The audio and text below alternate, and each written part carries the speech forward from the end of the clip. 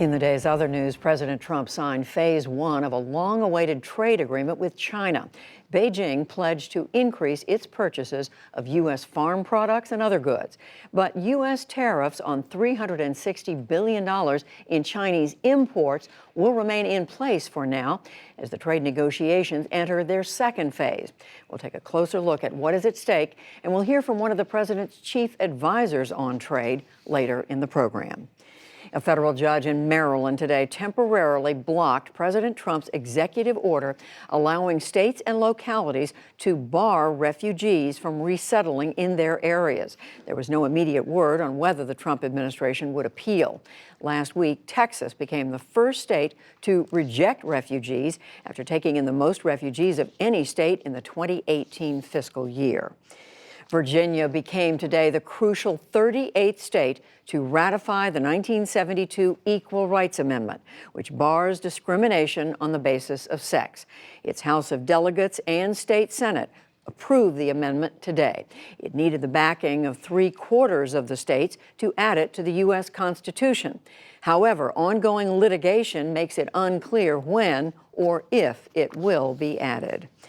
Russia's government abruptly resigned today after President Vladimir Putin proposed sweeping changes to his country's constitution that could keep him in power after his term ends in 2024. The amendment would also give the Russian parliament greater authority. In his State of the Nation speech in Moscow, Putin insisted that his overall proposal followed the law. The amendments do not affect the fundamental bases of our Constitution, which means they can be approved by Parliament within the framework of the current law through the adoption of the corresponding constitutional laws. Hours later, Prime Minister Dmitry Medvedev and his entire cabinet quit. Putin tapped Mikhail Mishustin, who is head of the Russian tax service, to be the next prime minister. Iran's President Hassan Rouhani warned today that European soldiers in the Middle East, quote, could be in danger and should leave. It was the first direct threat that Rouhani has made to Europe, and it came a day after Britain, France, and Germany challenged Tehran over breaking the limits of its nuclear deal. Today, the American soldier is in danger. Tomorrow, the European soldier could be in danger. Let's correct the security. We do not want insecurity in the world. We want you to leave this region, but not with war. We want you to go wisely. It is to your own benefit. In a separate development, Iran's Foreign Minister Javad Zarif admitted that his government lied about the cause of a plane crash that killed 176 people last week. Tehran initially claimed that the Ukrainian airliner went down due to a technical malfunction. But new surveillance video appears to show 2 surface-to-air missiles hitting the plane.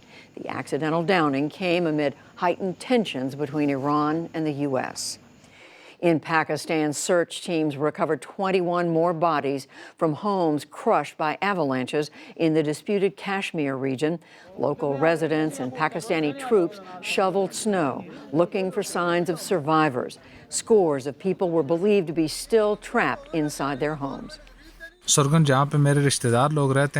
Where my relatives live, they got 11 to 12 feet of snow, and there is no access to the area. No ground or air communication is working, and we are not receiving any information about our relatives. We don't know what to do. A severe winter storm in Pakistan and Afghanistan has killed 160 people since Sunday. In other extreme weather news, this past decade was the hottest ever recorded on Earth. That is according to new data out today from NASA and the National Oceanic and Atmospheric Administration. Scientists said that 2019 was the second warmest year on record. They attributed the global warming trend to man-made climate change. And stocks managed modest gains on Wall Street today. The Dow Jones Industrial Average climbed 90 points to close at a record 29,030. The Nasdaq rose 7 points, and the S&P 500 added 6.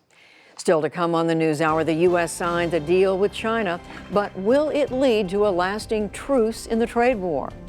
A look at the Democratic presidential candidates following their last debate before the Iowa caucuses, and much more.